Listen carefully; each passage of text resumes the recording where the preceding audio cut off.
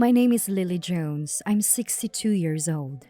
Just a regular housewife who looks forward to evening walks with my retired husband. What I'm about to tell you is about when we celebrated our 25th wedding anniversary, our silver anniversary. It was quite the event, and I think you want to hear about it. Back then, I was working as a magazine editor, and my husband Tom was in advertising. We were both always busy, often leading lives that barely intersected. Thankfully, despite that, our marriage stayed strong, and our daughter Sally grew up to be a straight arrow kind of girl. Around that time, Sally had just started her career, and Tom and I were getting to an age where we were mentoring the next generation at our jobs. Things were finally settling down. We never really did typical family things like going on vacations because of our hectic schedules, but seizing this peaceful moment. Let's spend our 25th anniversary just relaxing as a family, Tom suggested. That's when it hit me. This year was our 25th, our silver anniversary. I was thrilled at the thought alone. But Sally got even more excited. Why not go on a trip? Let's splurge on a fancy hotel. So we all took the day off and decided to stay at a hotel. We chose a beautiful hotel known for its ocean view, pool, and fantastic seafood, as per Sally's request.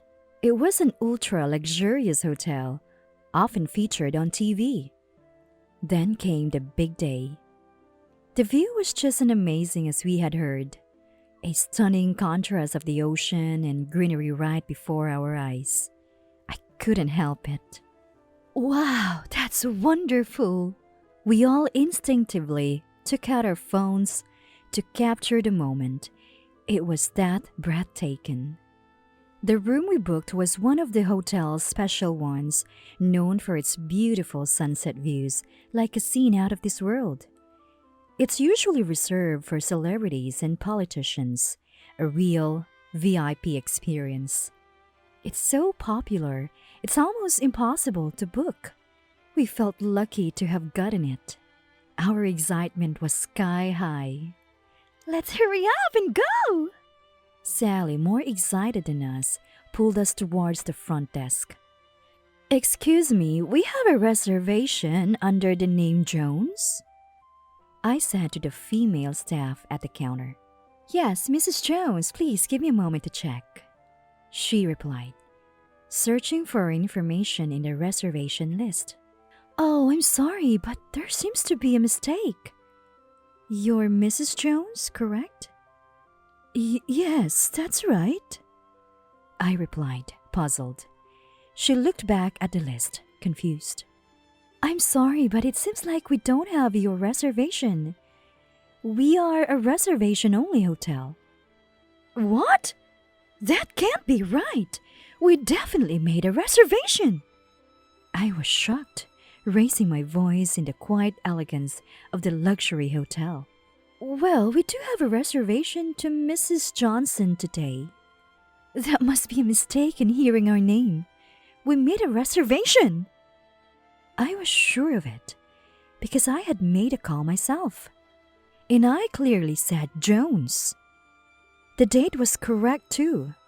Not convinced, I even gave her our address and phone number, asking her to check again.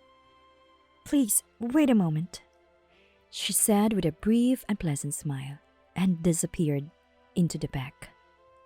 What's with that face? It's creepy, as I'm thinking this. What do you mean? My daughter asks with a puzzled voice. It must be some mistake. I made a reservation properly. It's okay. I smile, and so does my husband. Right, everything will surely be fine, he says, reassuring her daughter with a smile. After all, this is a luxury hotel. They must handle any mishaps with sincerity. Thank you for waiting. Please follow me, said a woman who appears to be the assistant manager of the hotel, standing before us. I teased my daughter. See, I told you we had a reservation. with a playful smile. Oh, so it was just a misunderstanding? I was worried there. Both my husband and daughter sigh in relief.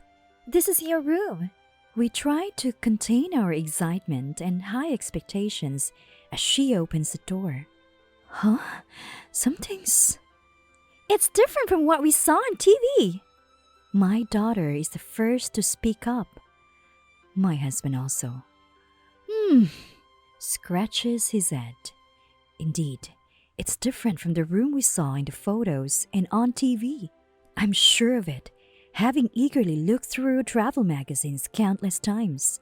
The interior is somewhat similar, but the furnishings seem old and dirty, even from a distance. The only view from the window is of trees and rocky terrain, blocking the light and making the room dark. There's no sea in sight, and obviously, we can't see the advertised sunset.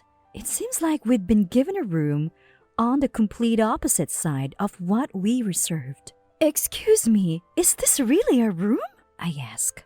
The room you reserved is exactly as booked, was the reply. She replies a bit too firmly, making me feel uncomfortable. I didn't mean to be rude, but did I offend her somehow? Due to the season, the view might be slightly less impressive than usual. If this room does not meet your expectations, we can offer another available room as a special case. Her detached manner makes us exchange glances. If the view outside a hotel is that beautiful, wouldn't any room offer a stunning view? Or maybe, if this is the standard for the best rooms, the others might be the same. Her attitude is also concerning. If we're being seen as troublesome guests, perhaps we should just cancel. That thought crosses my mind. My daughter looks troubled, probably thinking the same. However, my husband says, "We've come all this way, and the view from the parking lot was so beautiful. Surely a different room will offer a better view." He decides to continue our stay. There's some logic to what he says. Thinking about when we can all get together next, it's uncertain. We don't want to miss this special anniversary. After discussing it, the three of us decide to first see the room and then make a decision. The assistant manager, who overheard our conversation, says, "Then I'll arrange it right away." Her attitude from earlier is gone, replaced by a cheerful demeanor. The staff is informed to prepare a room, and we are instructed to wait on the lobby sofas until it's ready. But no matter how long we wait, there's no sign of being led to our room. We only watch other guests check in. I then realize something unpleasant. Other guests are being escorted to sofas by staff carrying their luggage. We've had no such assistance from the start. Is there a difference in treatment? No, it must just be busy. But I'm not the only one with these doubts. Even my daughter, who initially enjoying taking photos and videos inside a hotel. Isn't this taking too long?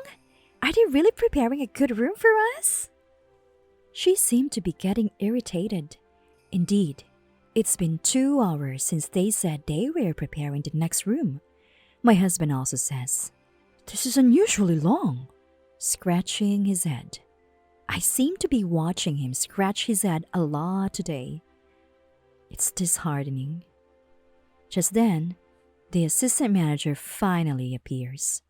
"Your room is ready," she says without an apology for the wait, which irks me a bit.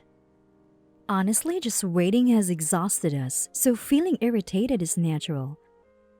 But the thought of finally relaxing in our room with an ocean view and pool brings joy, leaving us with mixed feelings.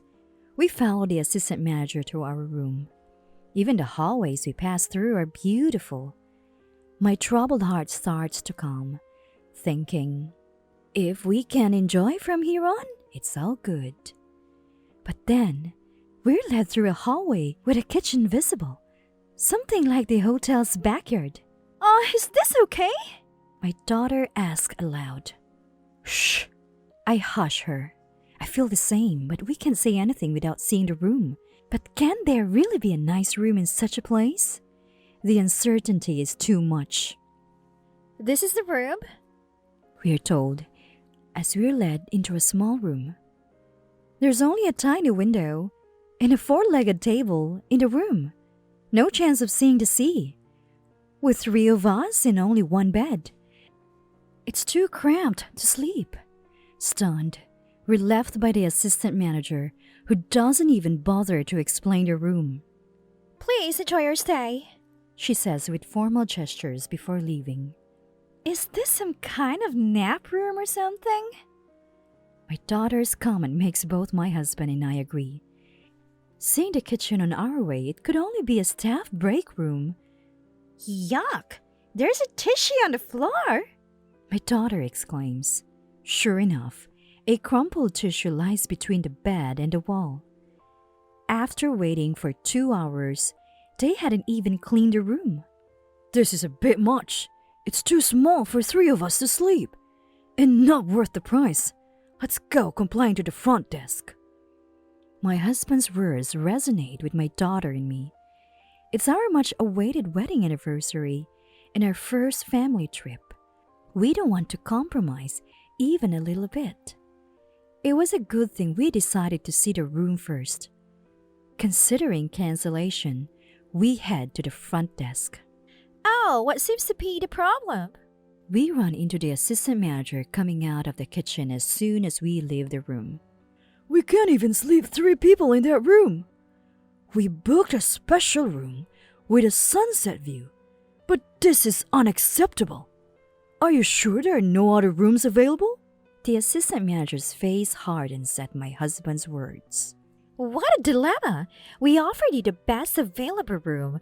We took time preparing it. And I think the price is fair, don't you?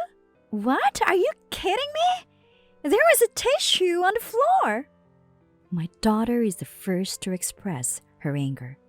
Well, what can I do? The assistant manager sighs as if it's out of her hands. So are you going to cancel? And then asks. It feels like her true colors are showing. The difference in treatment we'd felt from the start and her high-handed attitude aren't just misunderstandings or because they're busy. She's looked down on us from the beginning. We don't need a luxury hotel like this.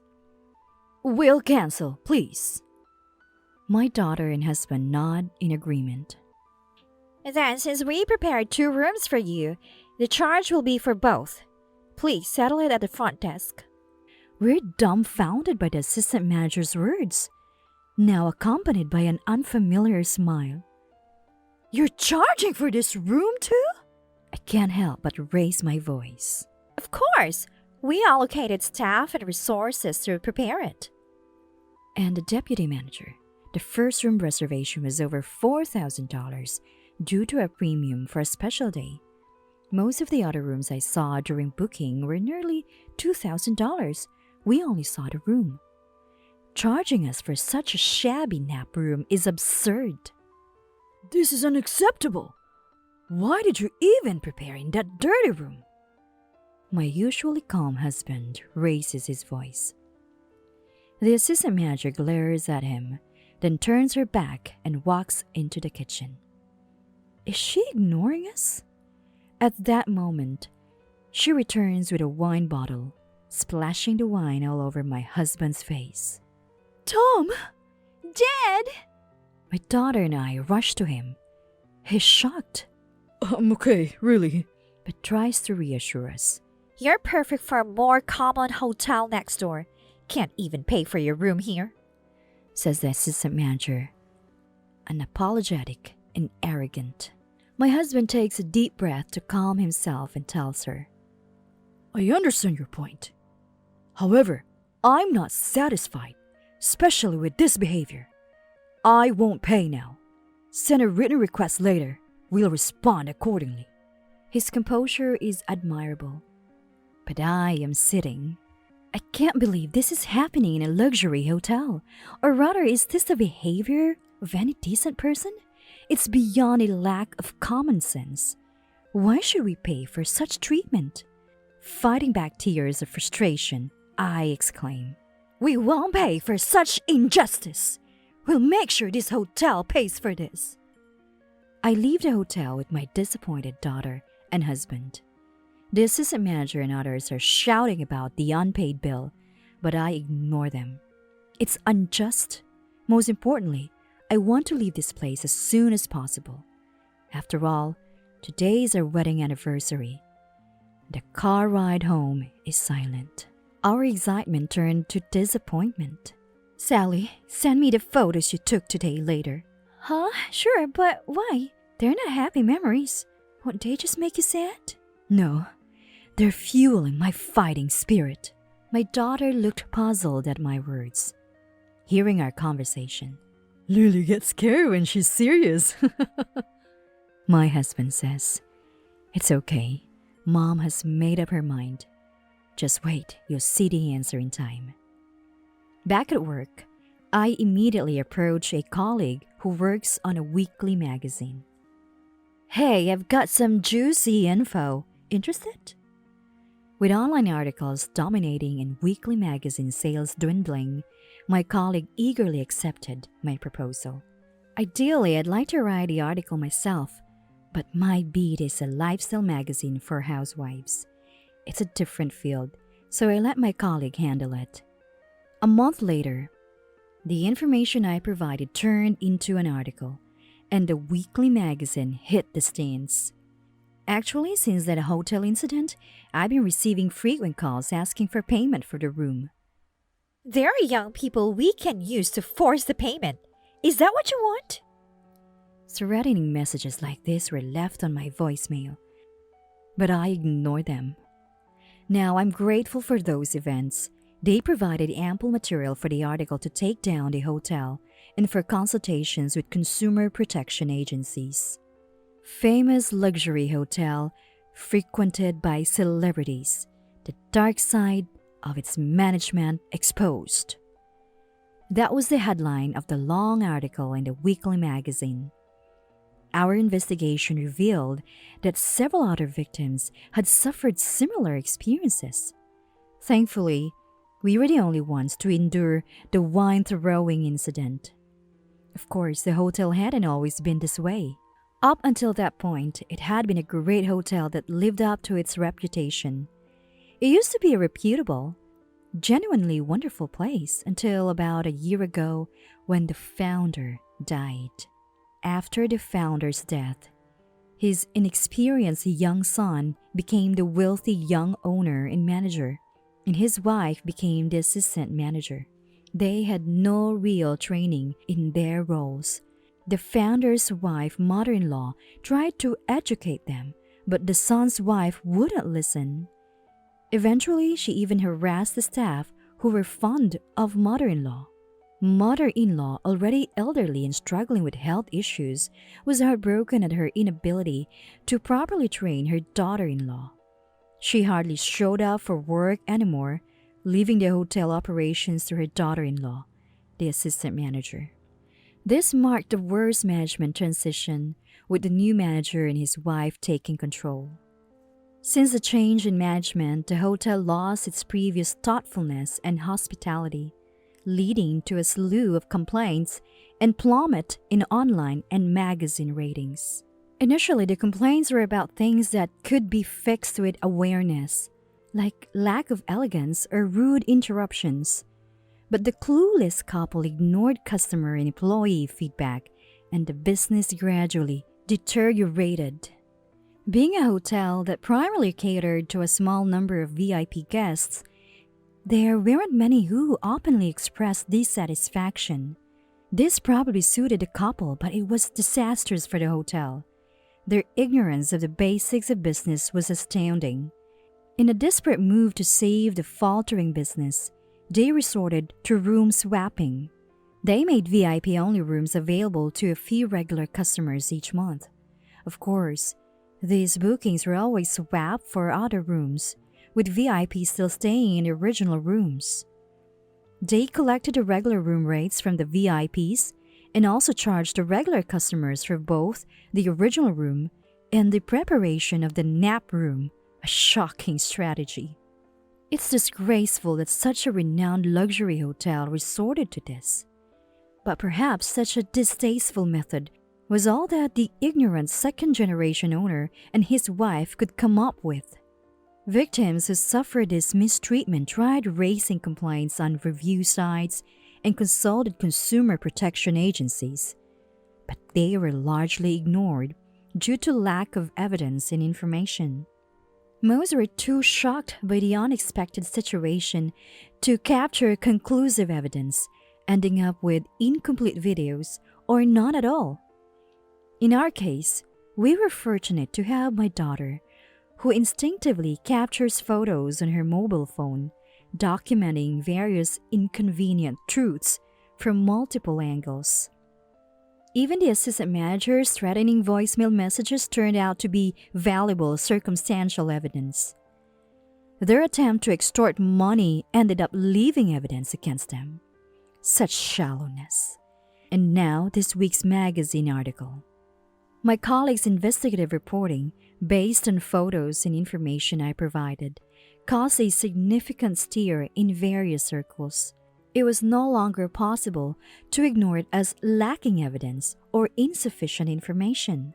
Armed with the article's details, investigation results, and voicemail data, I approached the Consumer Protection Agency. I had been waiting for this moment. Within a week of the magazine's release, government agencies started to take action. Celebrities who had used the hotel commented, "Their treatment of guests were terrible, and I'll never use them again." This further tarnished the hotel's reputation. Other magazines, newspapers, and TV channels pick up the story, exposing the assistant manager's selfishness in her student days and the wealthy young manager's extravagant affairs. The Consumer Protection Agency committed to a serious response, and investigation agencies began their inquiries. It was becoming a spectacle. Shortly after the magazine's release, I received the unexpected call from the hotel. I prepared to record the call before answering. "Yes, this is Jones." Then, How dare you publish such photos and lies in a magazine? came a furious shout. As expected, it was the assistant manager. The used tissues scattered around the room, my husband drenched in wine. The magazine had published various photos, so they figured out we were the source of the information. But she didn't seem to realize I was involved with the magazine. "Just as it is," I replied calmly, which seemed to infuriate her father. We only asked for the legitimate payment. You know about a full refund for same-day cancellations. But the room clearly didn't match the photos. It was an equivalent room. Stop making baseless accusations. The assistant manager's childish, no, worse than a child, response made me sigh. What about the testimony and photos from the person who stayed in the special room who were supposed to be in that day? This was information unearthed by my colleague, who found and spoke directly to that person. The assistant manager ran out of words. Huh? Whatever. What does that matter? She carelessly affirmed the fact, unwittingly providing more evidence. The true nature comes out. She was giving us information. I was starting to have a little fun. "So you're saying such things aren't surprising, right?" Whatever. Just do something about the magazine. You haven't even paid for your room, so don't cause any more trouble. Understood. I'll take care of it. Look forward to it. I might have sounded the kindest I ever have. Was my face radiant with happiness? When asked to take care of it, I had no choice but to comply. I immediately went to my colleague. "Got some fresh info." The editorial team was already planning a second installment, and my new information made the following week's article even more sensational. Scandal breaks. Obtained audio of threatening assistant manager. This article included a phone conversation as an audio data reference. It also featured comparison images of the room we were shown and the actual nap room. I passed the audio to a colleague in TV, and it was prominently featured in a news program. Naturally, they ruined our special wedding anniversary. After the second article was released, I contacted the hotel. After a few rings, Hotel? How can I help you? the assistant manager's voice trembled. They had just undergone an inspection by the Consumer Protection Agency a few days ago. Moreover, victims who had previously remained silent seemed to be preparing a class action lawsuit. With an increasing number of condemnation against the Crook Hotel online, it was no wonder she sounded terrified. Did you read the article I took care of? It was well written, don't you think? I decided to inform her of the reality. What do you mean? She asked back in a weak, breathless voice.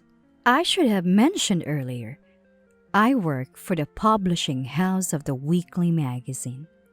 What? You asked me to do something about it, so I did. That phone call you made added depth to our article. What have you done? Because of bottom feeders like you, I am... She retaliated frantically. Seemed she still had some energy. Oh, and I'm recording this call too. Shall we make another article? Think carefully before you speak. After a pause, I heard her sniffling and snorting over the phone. I get it. Please, retract the article. I can't even go outside now because of it. My friends are cutting ties with me. Maybe they were never really your friends. Well, you lack consideration for others. So this is an opportunity to learn empathy. If only she had been more considerate, this could have been avoided. Despite my repeated explanations that an article once published cannot be retracted, she kept begging. Please, I'm sorry. Do something about this article. Apologists won't retract the article, nor will they change the fact that our anniversary was ruined. Have you received a lawsuit from the victims? A trial is coming, right? Time to reflect. Goodbye. I was tired of dealing with her crying, so I cut the call short. My part in this was over. My husband and daughter, having witnessed everything, were pleased. The article helped others too. That's good.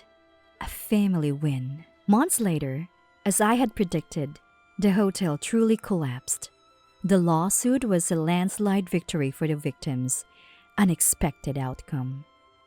Articles exposed the manager's past escapades and the wealthy young manager and his wife, the assistant manager, divorced. With their faces known widely, the real trials were just beginning. I wouldn't want to be in their shoes, but I wouldn't make such foolish mistakes. A year later, my daughter said, Having that as our anniversary memory is just too sad. She planned another trip to celebrate our anniversary, choosing an even more luxurious hotel than before. She had been saving up little by little, a delightful surprise. By the way, that inferior hotel, the assistant manager scoffed at next door. I visited it later for a feature. When I visited for an interview later, I discovered a surprising fact. An old building, but with well-maintained gardens blending into the scenery, evoking nostalgia. Exceptional attention to guests and delicious food. And the manager, a stunning beauty. Our photographer was more focused on her than the scenery. Stunning views, delicious food, and a gorgeous manager. A hotel overflowing with hospitality. That was the headline of our feature. The hotel, having absorbed the VIP clientele of the new defunct hotel, was now a popular destination. My husband and I finally have free time. Our daughter got married and now we're planning a trip with her family too. Life is a journey. No matter what happens, I'll keep standing up, resiliently traveling through this life. So, where to next?